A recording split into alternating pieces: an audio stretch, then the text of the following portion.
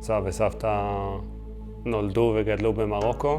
המשפחה של סבא שלי הייתה מקזבלנקה. המשפחה של סבתא שלי הייתה מרבת או סלה.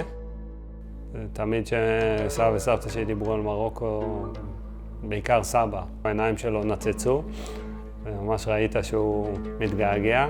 תמיד הסיפורים היו גם על היהודים וגם על המוסלמים, ושהם חיו שם ביחד ועברו מאוד אחד את השני. המוסלמים עזרו למשפחה של סבא שלי, והיו לו הרבה חברים גם משם. סבא וסבתא דיברו ערבית, סבתא שלי דיברה גם צרפתית. כשהם לא רצו שנבין אז היא דיברה עם סבא שלי במרוקאית.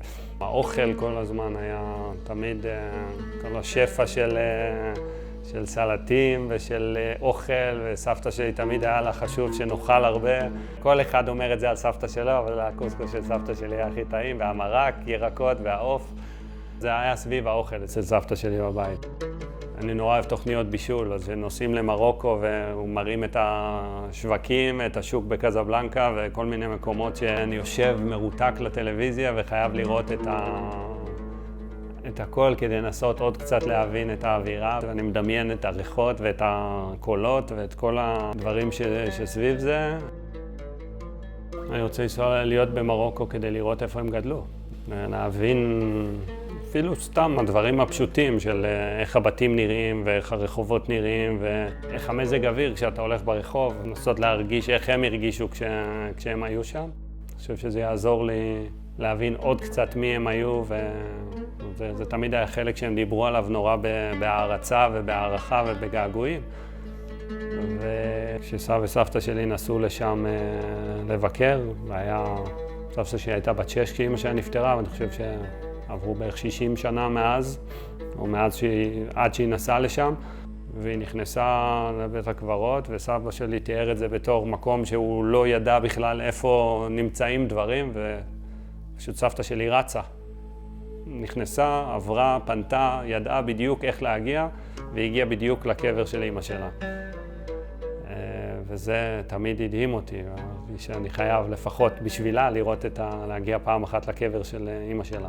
חשוב לי מאוד שהבנות שלי יכירו, קודם כל, הן יודעות לספר לך סיפורים עליהם ומי הם היו ועל מאיפה הם הגיעו ועל מאכלים ועל המשפחתיות. אני חושב שזה מאוד חשוב שגם יכירו את ההיסטוריה שלהן, כי בסוף זה חלק מההיסטוריה שלי ושלהן. אז אנחנו 3 אחים, אני האח הבכור, יש את טל ויש את אור שהוא האח הצעיר, 3 בנים. אמא שלי הייתה מסכנה, היינו עושים הרבה שטויות ביחד ומשחקים ועושים הרבה נזק בבית.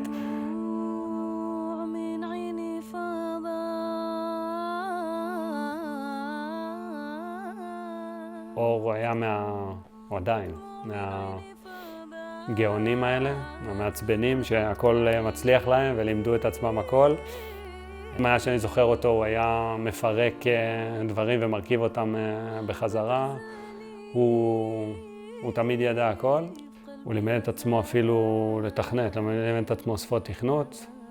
בחיים זה מה שהוא עשה, הוא בעצם היה מהנדס תוכנה. אחר כך, אחרי שהוא נחטף ודיברו איתנו אנשים מהעבודה שלו, הבנו כמה הם מעריצים אותו. אמרו שהוא המהנדס הכי טוב שהם הכירו, דברים כאלה.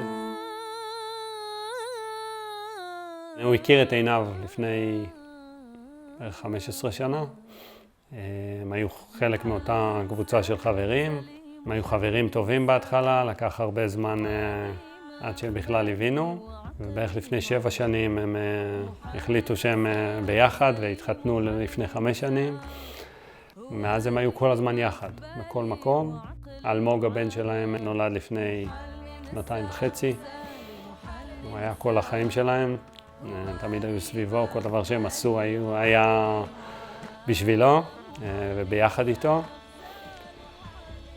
ועד 7 לאוקטובר בעצם. שם הכל נגמר מהבחינה הזאת. רצו לנסוע לפסטיבל מוזיקה, הם השאירו את אלמוג אצל סבא וסבתא. הם הגיעו לפסטיבל ב-6:20 בבוקר, בערך 10 דקות לפני שהגיהנום התחיל שם. הם הספיקו לשלוח לנו הודעות שהם חוזרים הביתה, אבל איפשהו בדרך הם נאלצו לעצור ולהתחבא במיגונית ליד הכביש. מבפנים עוד אור התקשר לאמא שלי, הוא היה מבוהל. אמא שלי שאלה אותו מה קרה, ואם הכל בסדר, והוא אמר לה משפט שזה היה המשפט האחרון שהיא שמעה ממנו, שכולנו שמענו ממנו בעצם. אמא, את לא רוצה לדעת מה קורה כאן. וזו הייתה השיחה האחרונה איתו. והיום אני יודע שבערך 10 דקות אחר כך הגיעו מחבלים לאותה מיגונית, זרקו רימונים לתוכה וירו לתוכה. הם רצחו את אשתו, עינב, ויחד עם עוד 17 אחרים.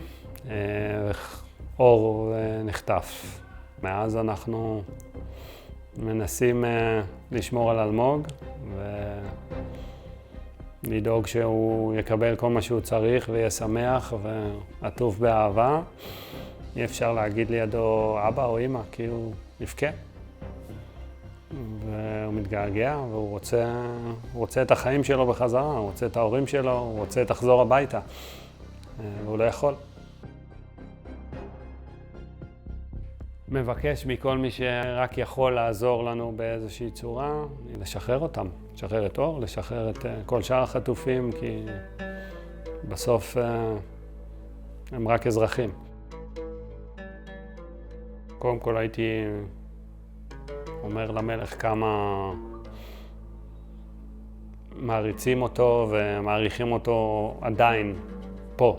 הסבא וסבתא שלי היו שנים בישראל, ועדיין העריצו את המלך כאילו הם עדיין שם. הם דיברו עליו כאילו הם עדיין הנתינים שלו.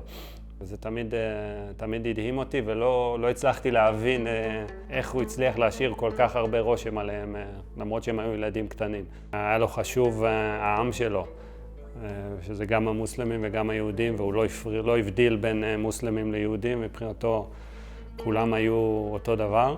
אז הייתי רוצה לבקש ממנו אם הוא יכול לעשות כל דבר אפשרי כדי להביא לשחרור של אור ושל שאר החטופים.